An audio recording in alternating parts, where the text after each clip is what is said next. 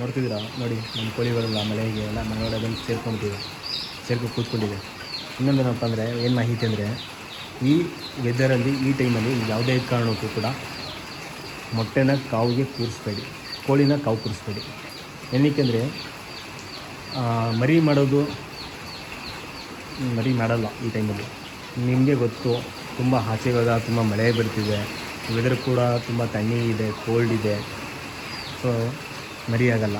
ಒಂದು ಮೊಟ್ಟೆ ಮರಿಯಾಗಬೇಕು ಅಂದರೆ ಅದಕ್ಕೆ 35 to 38 ಡಿಗ್ರಿ ಸೇರಿದ್ದು ಉಷ್ಣಾಂಶ ಇರಬೇಕು.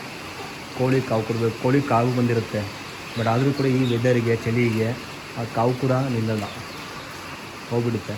ಮೊಟ್ಟೆಗೆ ಸರಿಯಾಗಿ ಕಾವು ಕೊಟ್ಟಿಲ್ಲ ಅಂದರೆ ಮರಿ ಯಾವುದೇ ಕಾರಣಕ್ಕೂ ಆಗಲ್ಲ. ಏನಕ್ಕೆ ನಮ್ಮದು ಇವಾಗ ನಾನು 13 ಮೊಟ್ಟೆ ಕೂರಿಸಿದೆ, ಆದರೆ 7 ಮರಿ ಆಗಿರೋದು. 7 ಇನ್ನೂ 6 ಮೊಟ್ಟೆ ವೇಸ್ಟ್ ಆಗಿದೆ. ಅದು 6 ಮೊಟ್ಟೆ 4 ಮೊಟ್ಟೆ ಹೊಡೆದು ಮರಿ ಇತ್ತು, ಬಟ್ ಅದು ಕಾವು ಕೊಡದಂತೆ ಸರಿಯಾಗಿ ಕಾವು ಸಿಗದಂತೆ ಮರಿ ಸತ್ತೋಗಿದೆ.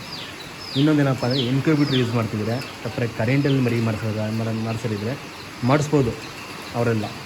ಅದೇನಿಲ್ಲ, ಕರೆಂಟಲ್ಲಿ ಮರಿ ಆಗುತ್ತೆ, ಅಲ್ಲಿ ಸೆಟ್ ಮಾಡಿರ್ತಾರೆ, 35 ಡಿಗ್ರಿ 40 ಡಿಗ್ರಿ ಸೆಟ್ ಆಗಿರುತ್ತೆ, ಮರಿ ಆಗುತ್ತೆ ಮೊಟ್ಟೆ. ಬಟ್ ಆ ಮರಿ ಆದಮೇಲೆ ಮುಂದಕ್ಕೆ ಸಾಕೋದಿದೆಯಲ್ಲ ಈ ವೆದರಲ್ಲಿ 21 ದಿನ ಆದಮೇಲೆ ಅದು ತುಂಬ ಕಷ್ಟ. ಇನ್ನು ಫ್ರೀ ರೇಂಜ್ ಸಾಕಿದ್ದೀರಲ್ಲ, ಈಗ ನಮ್ಮ ಥರ ಫ್ರೀ ರೇಂಜಲ್ಲಿ ಯಾವುದೇ ಥರದ ಇನ್ಕ್ಯುಬೇಟರ್ ಯೂಸ್ ಮಾಡೋಂಥ, ಯಾವುದೇ ಕರೆಂಟ್ ಯೂಸ್ ಮಾಡೋಂಥ ಸಾಕೋರು ಯಾವುದೇ ಕುಣ್ಸಕ್ಕೆ ಹೋಗ್ಬಿಡಿ. ನಾನು ಮಾತ್ರ ನೋಡಿ ಕರೆಂಟ್ ಯೂಸ್ ಮಾಡೋದು ಎಲ್ಲ ತಾಯಿ ಮರಿ ಕೋಳಿಗೆ ಮಾಡಿಸೋದು. ನೋಡ್ತಿರ್ಬೋದು ಇಲ್ಲಿ ನೋಡಿ ಯಾವ ರೀತಿ ಕಾವು ಕೊಡ್ತಿದ್ದಾರೆ, ಯಾವ ರೀತಿ ತಿಂದ್ರಿ, ಯಾವ ರೀತಿ ನೋಡ್ಕೊತೀವಿ ಅಂತ.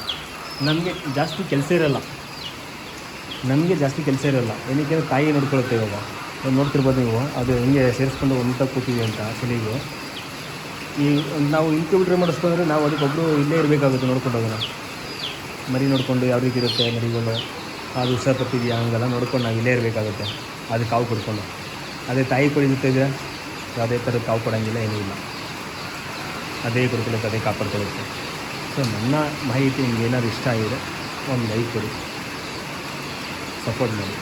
ವಿಷಯ ಏನಪ್ಪ ಅಂದರೆ, ಯಾವುದೇ ಕಾರಣಕ್ಕೂ ಈ ಚಳಿ ಟೈಮಲ್ಲಿ ಕಾವು ಬಂದಿರೋ ಕೋಳಿನ ಮೊಟ್ಟೆನ ಕೂರಿಸ್ಬೇಡಿ, ಕಾವಿಗೆ ಮರಿ ಮಾಡಿಸಿದ್ದು ಕೂರಿಸ್ಬೇಡಿ.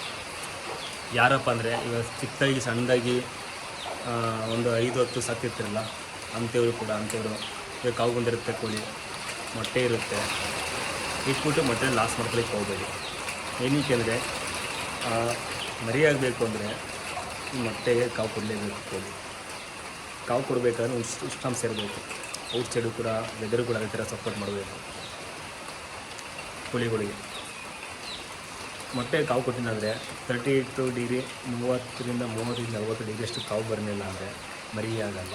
ಮೊಟ್ಟೆ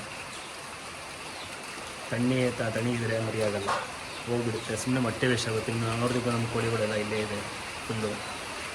ಇದೊಂದು ಇನ್ಫಾರ್ಮೇಷನ್ ತಿಳ್ಕೊಳ್ಳಿ. ಅದೇ ಕಾರಣು ಕೂಡ ಈ ಟೈಮಲ್ಲಿ ಮೊಟ್ಟೆನ ಕೋಳಿನ ಕಾವು ಕೊಡಿಸ್ತೀವಿ, ತುಂಬ ಲಾಸ್ ಆಗುತ್ತೆ ಮೊಟ್ಟೆ. ಏನಕ್ಕೆ 10-15 ಕೂರಿಸಿರ್ತೀವಿ, ಆದರೆ 1-2 ಮಾಡುತ್ತೆ ಅಷ್ಟೇ, ಜಾಸ್ತಿ ಮಾಡೋಕ್ಕಲ್ಲ. ಅದು ಬಿಟ್ಟರೆ ಇನ್ಕ್ಯುಬೇಟರ್ ಇತ್ತು ಅಂದರೆ, ಇಲ್ಲ ಕರೆಂಟಿಂದ ಮರಿ ಮಾಡಿಸ್ತಿದ್ರೆ ಮಾಡ್ಕೊಳ್ಳಿ, ಅದಾಗುತ್ತೆ. ಅದಾದ ಮರಿ ಆದಮೇಲೆ 20 ದಿನ ಆದಮೇಲೆ ಆ ಮರಿನ ಸಾಕೋದಿದೆಯಲ್ಲ, ಅವಾಗ ತುಂಬ ಕಷ್ಟ ನೋಡ್ಕೊಳ್ಳೋದು. ಅದಕ್ಕೋಸ್ಕರ ಫ್ರೀ ರೇಂಜ್ ನಾವು ಹತ್ರ ಯಾವುದೂ ಯೂಸ್ ಮಾಡೋಲ್ಲ. ತಾಯಿ ಜೊತೆ ಬಿಟ್ಬಿಡ್ತೀವಿ, ಆ ತಾಯಿನೇ ಕಾವು ಬಿಟ್ಕೊಳ್ಳುತ್ತೆ, ತಾಯಿ ನೋಡ್ಕೊಳ್ಳುತ್ತೆ. ಅಲ್ಲ